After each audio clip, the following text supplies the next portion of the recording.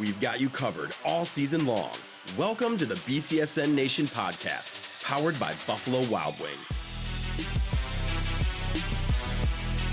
All right, here it is. Welcome Season 4, Episode 7 of the BCSN Nation podcast, powered by Buffalo Wild Wings. Let's go, sports bar. Brandon Carnes, Justin Feldkamp, Mason Lowry. We're on to Week 7, but we're also officially into spooky season. It's October 1st. If you're not listening live, you see the graphic. Pretty good. I want to know. It's the best I got this early. I got something ready for this. It's spooky season. Ooh. Yeah, I was going to save that for the Halloween episode. But, we're talking about Halloween a little bit early. That would scare some children. Ooga booga. We're already off topic. We're falling apart quick. We're talking about candy, and maybe that's why we're all on a sugar high mentally. What's the best Halloween candy, Mason? I could use some sugar right now, to be honest with you. I'm fading Wire here. them up.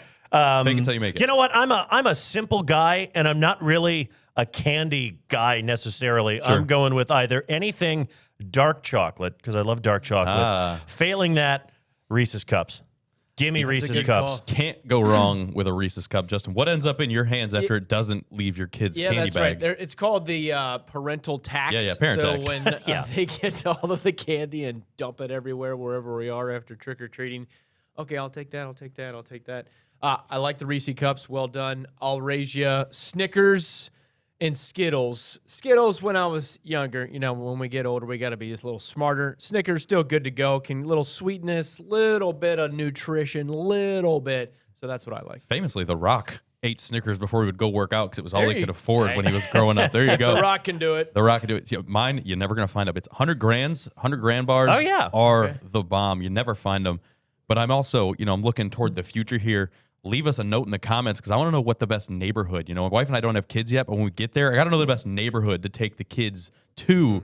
So let us know where we should take our kids to if it's your neighborhood. We're going to come bombard you. Maybe you see the Feldkamp family walking around in a few weeks. And there's not even the candy tax for the parental tax, as Justin put it. Yeah. There's your finder's fee for finding the best neighborhood with the full bars, Well, we already talked a little bit about Skittles. We'll talk some more about Skittles later. I promise you throughout the show. We'll look back at the premier matchup from last week. We'll get you ready for our clip of the week, game of the week, and, of course, so much more throughout the show. Make sure you're here every single Wednesday for a brand new episode of the podcast at 4 p.m. on BCSN or anywhere you get your audio mediums or bcsnnation.com/podcast. And make sure you're following at BCSN Sports so you don't miss anything from Wednesday to Wednesday. And now we're going to take you starting with Agree to Disagree, a little debate to get the show rolling. And we'll start talking about, we've talked about UT football for a couple weeks now. I want to take you down a little bit further south. Battle of I-75 is looming, just announced a 12 p.m. start time on ESPNU on the 11th.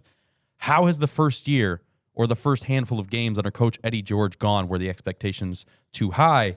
Is it leveled out to kind of where it's supposed to be, Mason? I think it's probably about right. It's so hard to forecast in the era of the transfer portal what any football team or any team for that matter is going to be like because there's so many guys that are coming and going. And projections are always based on, we've talked about this almost every week on this podcast, who's back, who isn't back, and how you knew a team to play previously and how that maybe suits your guys. 2 and 3 seems fine. Yeah. They should have beaten Lafayette, which they did. The Liberty win is a good one. I don't think you can look at any of the 3 losses and say those are games they should have won. Certainly not at Justin's alma mater the other week. The concerning thing to me is the lack of downfield passing game because you can get away with giving up a ton of points, even to really good teams.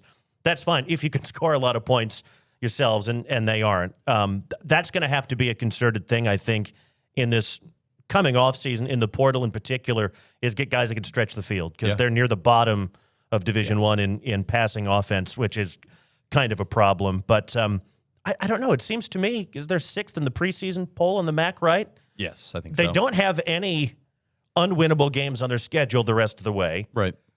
I think upper echelon of the middle of the pack is definitely doable. Is that 4? Is that 4 I to don't 5? know, 4 or 5, upper 6, because they were picked 6th, right? Okay, so somewhere in there would be You mentioned good. it. 114th in the nation in passing yardage. Yeah. So obviously that has been a struggle. We know Coach Eddie George wants to run the ball. Justin, you went and talked to him before the season started. Yeah. What are your thoughts? Well, I think that very point, I was just going to bring it up, that they want to take on the mentality of their coach who was, reminder, a Heisman Trophy running back at Ohio State. So they want to enforce their will, and he made that clear at the press conference about 12 minutes in when he was taking Q&A from the audience, from both media and just kind of general public there.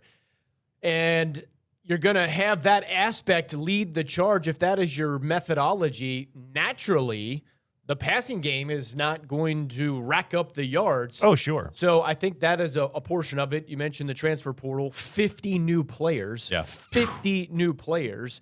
They beat Lafayette, they beat Liberty, the losses to Ohio, to Louisville, and to University of Cincinnati. So, again, I think they're right where they could be. If you look at the rest of the schedule, the UT-BG rivalry, we've seen Records it. don't matter. We've seen it recently. Okay, there was a near decade of dominance for UT in the rivalry, but it's gone back and forth in recent years. That was under former BG coach Scott Loeffler, so we'll see where Eddie George picks up. But games 7 through 12 for BG, they got a legit chance to go 6-0. I wouldn't say that for the first 6 weeks, but the second 6 weeks, I think that is a possibility. If they do, 6 + 2 is 8. You got 8 wins, so Not a bad that start. could be very advantageous Yes. right out of the gate in your first year for them.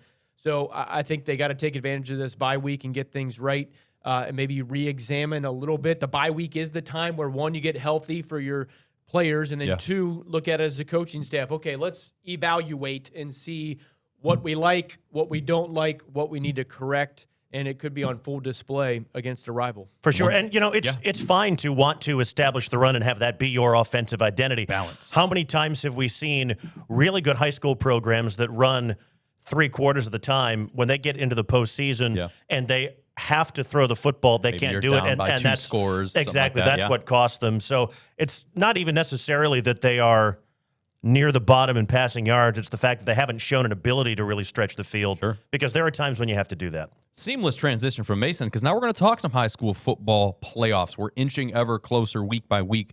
I want to know a team from each of you that you think has a shot to make their way deep into a playoff run. Justin, you can go A first. team, a singular team, that ain't happening. That's hard. Carnes. A singular Listen, team. We're going to have why a do lot I of make teams. prompts? So a playoff Well, run. hopefully. Let's define what a playoff run is. In my estimation, that is at least 2 victories. There's a caveat this year because you got 12 teams. The top 4 seeds will get byes. So in one line of thinking, you advance to the second round if you're a top 4 seed. So do you consider that a win? But win at least 2 games. I'll go in big school to smaller school order here. I think Whitmer and Perrysburg could both do that. I think they could potentially face each other to get that second round win, depending on how the seeds shake out.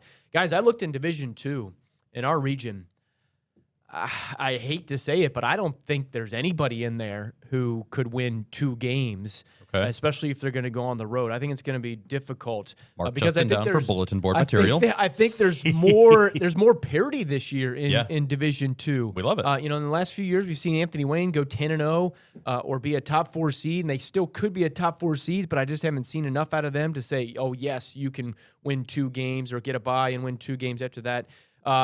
Division III, Central Catholic, currently projected to be a 5 seed. I think they can go on a run. Napoleon, Division IV, they can go on a run. Division V, a handful. Liberty Center, Genoa, Edison, Oak Harbor, Liberty Bend, and T5 Eastwood stacked. could all do that. Division VI, Hopewell, Loudon, Archbold, Margaretta. Division VII, Lipsick, and North Baltimore are my teams that I think could go on playoff runs, again, win 2 games or more. Mason? Whiteford, for me, was right at the top of the list. call, I mean, that is such a good football team, and we'll talk about them at length in a little while. I had Central Catholic for sure. Yeah, of course. Despite their well-documented struggles to win games the first 3 weeks, you play a schedule like that so that you can just rampage through Region 10, which they could do. Yeah. They certainly could. They're talented enough to do it, and they're starting to get that, figuring out how to win with this particular group of guys. Napoleon, absolutely, that's where I was because going. of how dangerous they are running the football. And Findlay, possibly. Now, they're in Region 2, not in Region 1. So they're going to get drawn into the Southwestern Ohio schools, obviously. And I'd be lying if I said I knew that much about the teams down Cincinnati, Dayton area. But I tend to gravitate towards the teams that can really run the football and want to boss the line of scrimmage. And I think those are the ones. Region 1, by the way, is going to be really difficult for Whitmer or Perrysburg to get out of, but they could. They absolutely could. Mason's basically just giving you a preview of other stuff we're going to talk about through the rest of the show, so I'll just move us on to the Dunn Chevy Player of the Week. Hit that transition, Steve.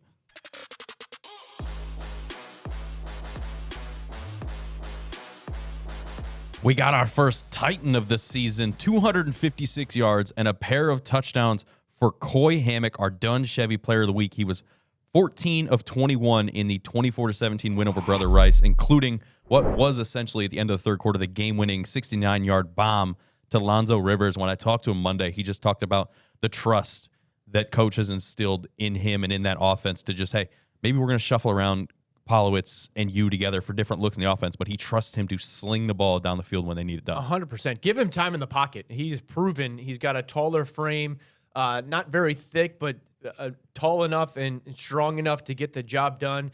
His eyes seem to be always downfield. He's got that height advantage in the sense that he can 6'5". He can see over the offensive line, which not every high school quarterback can do that every single snap, kind of no matter what the play call is. So I've been impressed with what he's been able to do, and I mentioned it during the highlights this past Friday. Hats off to Joe Horn and the St. John's coaching staff, because they had done the 𝗏𝗏𝗏𝗏 back and forth, no true starting quarterback.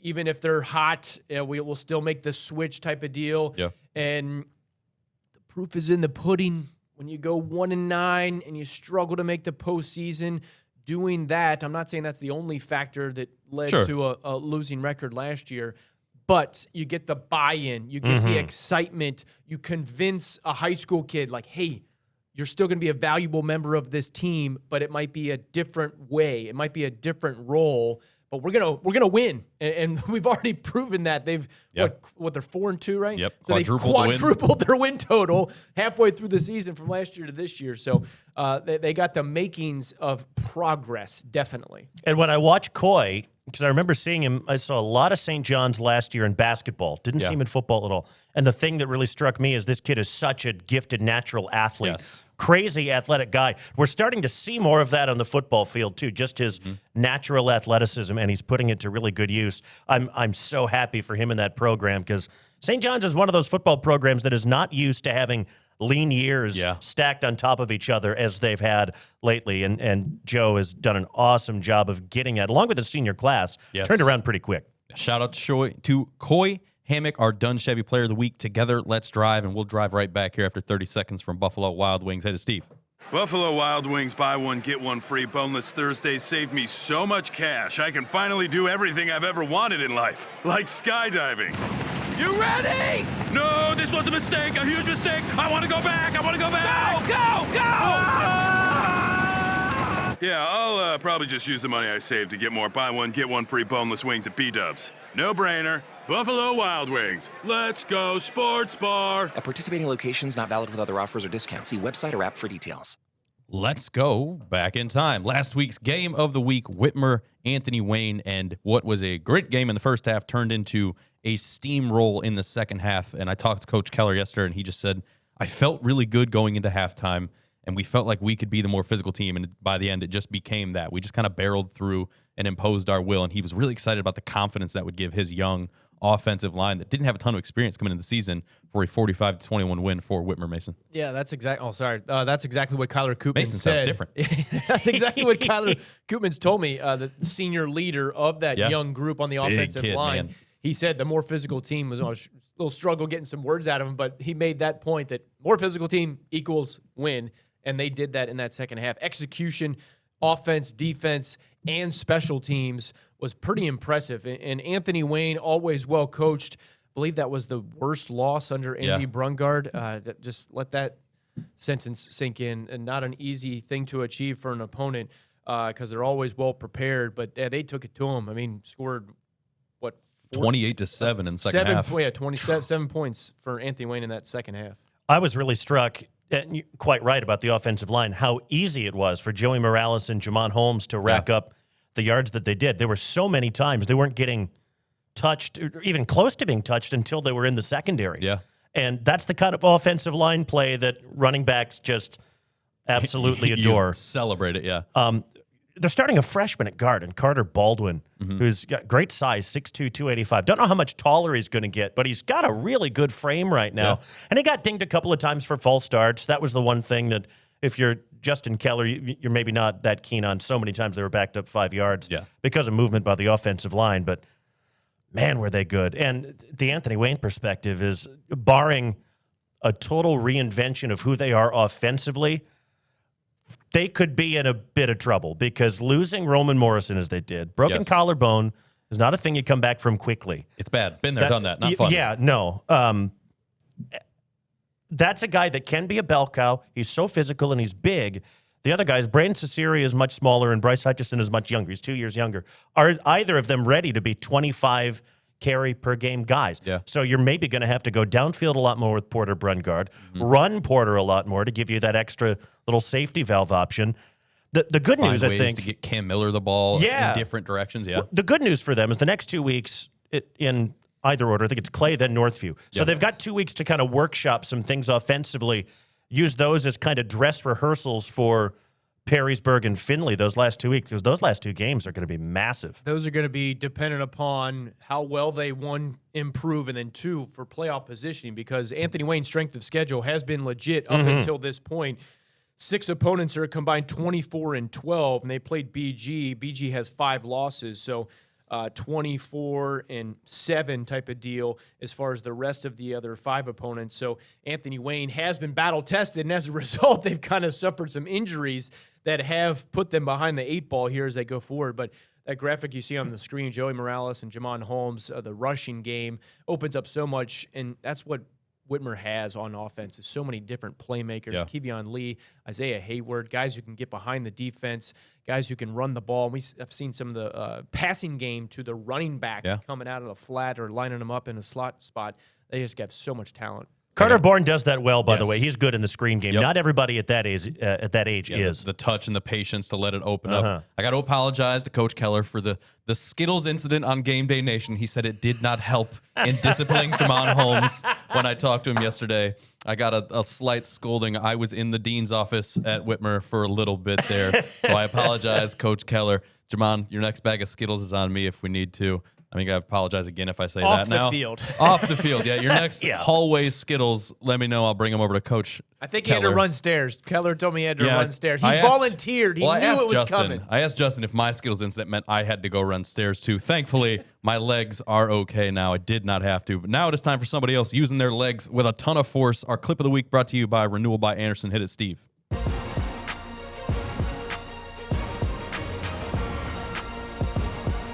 You think Coach 𝗦𝗨cy and Napoleon are happy that George Eggers is back at full strength?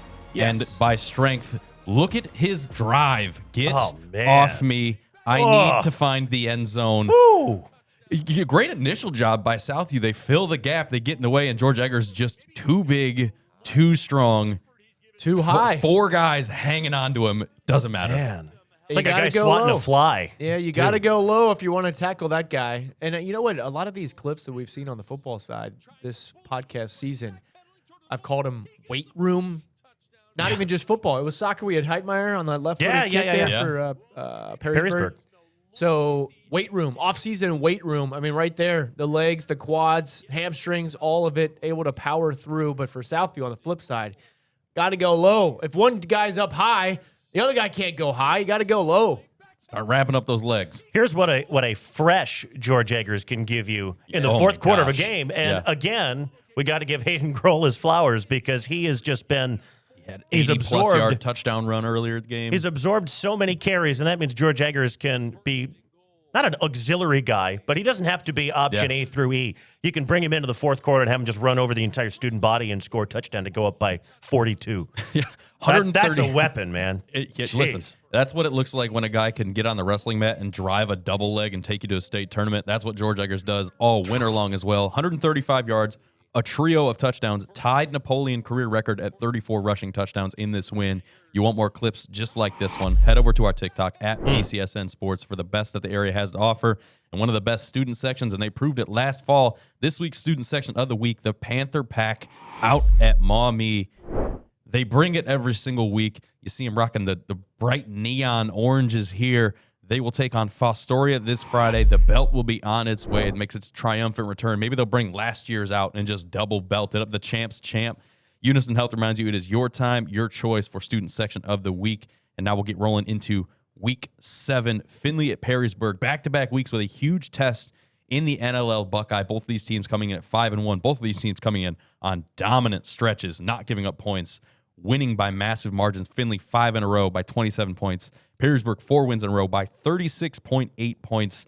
They are distancing themselves from everybody they've played.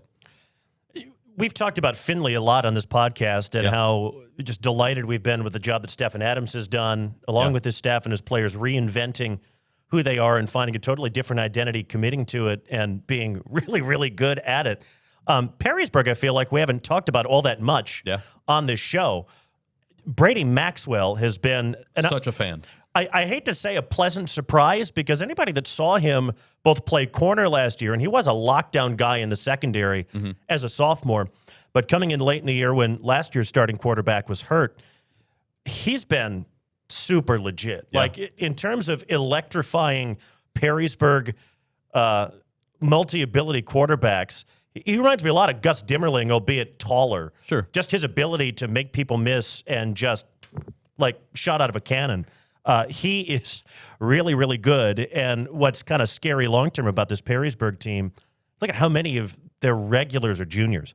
Yeah. I think 12 of their top 15 tacklers on defense are coming back next year. That's super exciting. Now, one thing I will say, don't know if they've seen anybody who is quite as physical as Findlay. That, to me, is going to be the question. We know what Perrysburg offers on the offensive line. Can that defensive line, that doesn't have Eric Bush anymore, remember, can they deal with Miles Bailey and the myriad of running backs that Findlay's going to throw at them? Yeah, I think they faced Owens-Tangye. Remember back earlier in week 2. Owens-Tangye is now 5-1. Coach Dirk Connor told me that he was impressed. They lost the game, but he said that could be a state semifinal type of team in Owens-Tangye, and we were hanging right there with them. So yes to Brady Maxwell and delivering the goods. They also got JDZ, Braylon Foster, who have incorporated into the passing game. They got offensive lineman Reed Gherkin, who leads the offensive line there and opens up some running holes.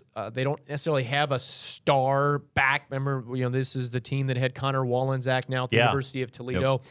We really haven't talked about Perrysburg besides one. They played that Owens-Tangye game on the road. They haven't played a bunch of competitive games in the first half of their schedule locally. Yeah. The 5 teams that they've beaten are combined 9-21. Now, that shifts in the second half of the season. They're playing the NLL Buckeye team, so that starts kind of now on Friday against Findlay, who uses the run game to set the tone. Credit the coaches to acknowledge, like, hey, we don't have Ryan Montgomery here. We don't have Landon Echoberry here anymore. We experienced some injuries with some running or with the quarterbacks, but they got Miles Bailey, Sean Hines, Carter Imke, who have been making big time plays. Carter Imke's fast. Two solid coaching staffs in this one. Perrysburg has won 4 out of 5, including twice in 2022, once in the regular season and once in the playoffs. 37-14, the final score in this one last year in Perrysburg's favor. We'll see how this one shakes out Friday at 7 p.m. on the BCSN Plus app. But now it is time. Wait no longer. We're headed north of the border for the game of the week. Hit it, Steve.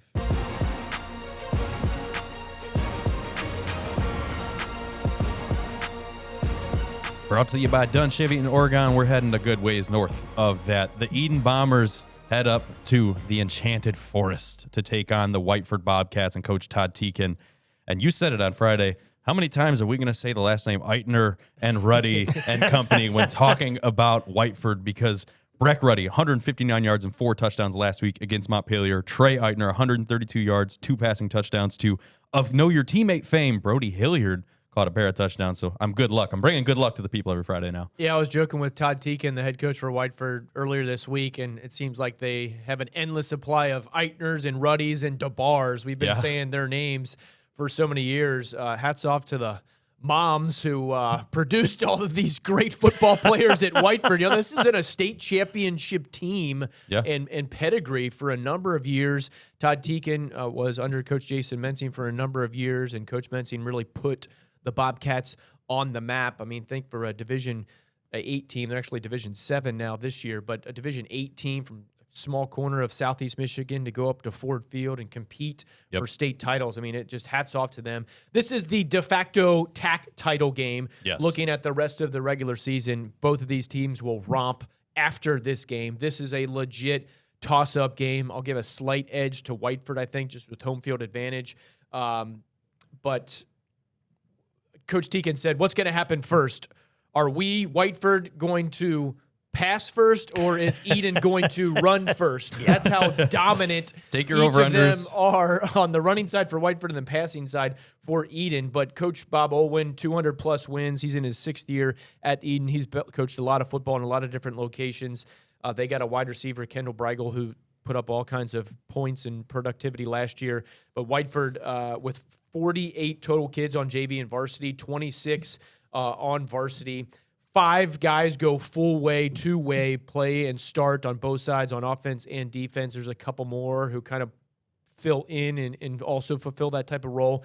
But with this matchup, we love, with last week, our game of the week was at Whitmer, the biggest school in our area. Whiteford, one of the smaller schools. That's why I love what we do here at BCSN, where it's small town, big time football. And this is going to be well represented. It's a great, you mentioned the Enchanted Forest. I think Mike Jewell, our esteemed colleague here at BCSN, came up with that. They call it the Woods, Enchanted Forest, the Woods, whatever you have. Our tailgate set will be there. We're looking forward to this one. Bombers and Bobcats. And as excited as I was for last week, Whitmer Anthony Wayne, I'm every bit as excited for this. Yeah. And to me, it's going to come down to, at least in part, the scout teams. Because if you're Whiteford and you run the wing tee, how do you teach your backups how to run Slinging a the ball. 5-out, we don't run the football, run as a 4-letter word kind of offense that Eden runs and Bob Olwin has run for a very long time. It's his 46th year as a coach. He's been all over Western Ohio. He coached at Tiffin University for a time as an assistant as well. And if you're Eden, how do you install a wing tee with wing backs and all of this? And then how do you defend that? I was told years ago by a gentleman that we all know that has forgotten more about football than I'll ever know, Chris Hardman, how you prepare for a team like that. The week leading up to it, you don't even practice with the football. You you train your eyes to your man, and that's how you do it. So that's maybe how Coach Olwin is trying to scheme things up this week for Eden. And for all the talk about all the names that we keep repeating down the years at Whiteford, a new challenger emerges. Pillarelli. Rocco's there now. The rich get richer. It's like at the trading deadline in Major League Baseball, you need a righty bat at the end of the summer, and you go and pick up Aaron Judge. That's kind of what adding Rocco Pillarelli to an already totally stacked running back and safety room is. He will get carries this week. I talked to Todd last night. Okay. Might see him more defensively than you will on offense, but you will see him. And he averaged 10 yards a game last year at Ottawa Hills. There's no reason he can't do that again, albeit in a smaller role, presumably the rest of this year. Yeah, and he is a transfer from Ottawa Hills to St. Francis and now to Whiteford. That's going to be our topic of the week, the transferring culture, college level, high school level.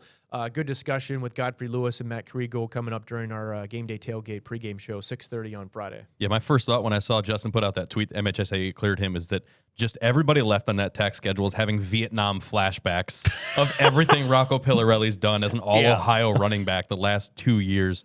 A lot of fun. Like you said, the rich get richer. Check this one out on BCSN, 7 p.m. this Friday. Let us know who you think's going to win over on our X poll, our Game of the Week poll. We'll be right back to wrap up the show after 30 seconds from B-Dubs. Hit it, Steve.